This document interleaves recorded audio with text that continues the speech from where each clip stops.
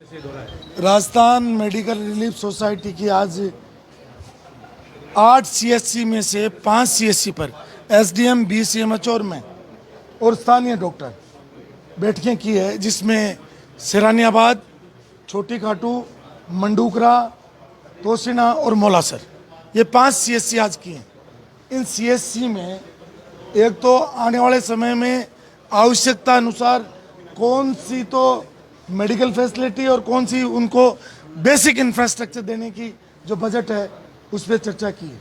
क्योंकि जो यहाँ डर रहा था इससे पहले वो बहुत बिगड़ा हुआ था, और हमने ये कहा कि जो राज्य सरकार के गाइडलाइन के अनुसार जो सिस्टम बना हुआ है उस फॉर्मेट में आप प्रस्तुत करो तो हम अप्रूव करेंगे।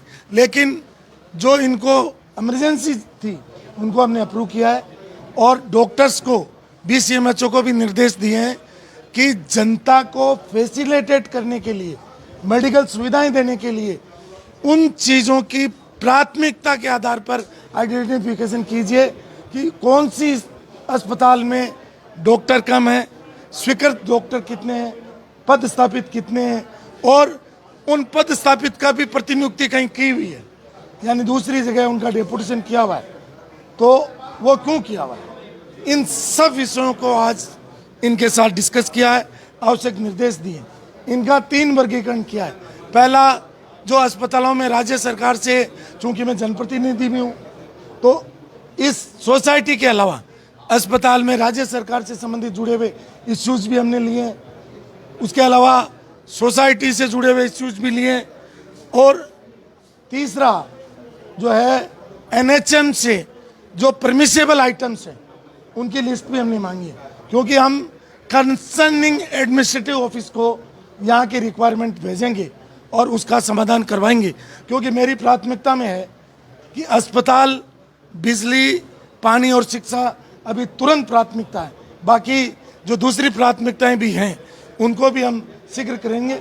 और हर सप्ताह किसी न किसी विभाग का, उनके विभाग के अधिकारियों के साथ निरीक्षण करना, भौतिक सत्यापन करना, मौका मुआयना करना और उनकी जो कार्य पद्धति है उसको करना और राज्य सरकार तक पहुंचाना। क्योंकि विधानसभा सत्र भी आ रहा है, यहाँ की विभिन्न समस्याएं जो विधानसभा के पटल पर, जो एक जनप्रतिनिधि के रूप में, विधायक के रूप में मुझे परमिसिबल है, वो सारी जन समस्याएं राज्य सरकार के समक्ष विधानसभा में उठाएंगे। और बाकी जो है राज्य सरकार को ज्ञापन के माध्यम से संबंधित मंत्री को यहाँ की समस्याओं से अवगत कराना, उनका समाधान कराना। क्योंकि बजट वर्ष है और बजट में मतलब हम क्या क्या जुड़वा सकते हैं वो बजट से पहले राज्य सरकार के संबंधित विभाग को देना। और सबसे महत्वपूर्ण और बात, अभी विधायक कोष का 5 करोड़ का फंड जारी हो गया। गांव के बीच में बैठ करके चौपाल में ये तय करना कि कौन से गांव में उन लोगों की जो रिक्वायरमेंट क्या है उसके अनुसार जो है एमएलए लेड के पैसे तुरंत हम जारी कर रहे हैं और गाँव में जा रहे हैं और गाँव की जनता के बीच में बैठ रहे हैं। क्योंकि जय जय जनता, जय जय डीडवाना। और हमने कहा था कि ये मेरे फैसले मैं नहीं करूँगा, यहाँ डीडवाना क्षेत्र की जनता करेगी। इसलिए मैंने सारा काम जनता जो मुझे कह रही है उसके अनुसार मैं काम कर रहा हूँ और जनता के बीच में जाके कर रहा हूँ। प्रकार की अनियमितताएं बहुत सारी, अभी इनका जो सिस्टम है वो सिस्टम ही फेल्योर है। इनको, अधिकारियों को और जो अकाउंट्स के अफसर हैं उनको यही पता नहीं है कि हमारा बजट क्या है, उनको किस तरीके से आइटम वाइज लेना है, कितना अनुमानित लागत लेना है, कहाँ पर हमें कोटेशन लेना है, कहाँ पर आरटीपीपी एक्ट लागू है उसमें हमें मतलब ऑनलाइन टेंडर लगाना है, कहाँ ऑफलाइन लगाना है, और कितने का टेंडर किस तरीके से लगाना है। तो ये हमने अभी तो पहला बार था, निर्देश दिए हैं। उम्मीद करते हैं कि अगली बैठक में ये सब सिस्टम को डेवलप करेंगे। बीसीएमएच को भी कहा है कि सारे अस्पतालों में एडमिनिस्ट्रेटिव गाइडलाइन जारी करे, राज्य सरकार की जितनी गाइडलाइन है उनको कंपाइल करे और उनको निर्देश भेजे। लेकिन मंडूकरा में बहुत दुर्भाग्यपूर्ण बात मिली, और वो ये मिली कि वहाँ जो अस्पताल की जगह थी जो अलॉट हुई थी उसे 5 या 6 किलोमीटर दूर अस्पताल स्थापित कर दिया गया। वहाँ डॉक्टर नहीं है। जनता की शिकायत थी, वो मतलब मरीजों की संख्या जहाँ 250-300 थी वो 5 या 7 पे आ गई।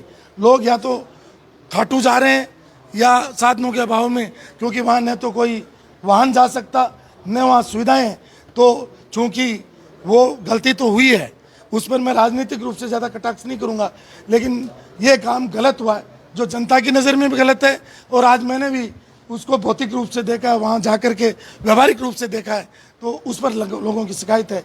और वहाँ जो काम हुआ है और बहुत सारे अस्पतालों में शिकायत आई जो घटिया क्वालिटी की, उसकी भी हम जांच करवाएंगे। निश्चित रूप से सरकार को जांच के लिए लिखेंगे। आप जिस तरह से दौरा कर रहे हैं उसी तरीके से भाजपा के नेता जो हारे हुए हैं 3 नंबर पर रहते हैं वो भी, अच्छी बात है, काम करवाएं, कमीशन नहीं लें।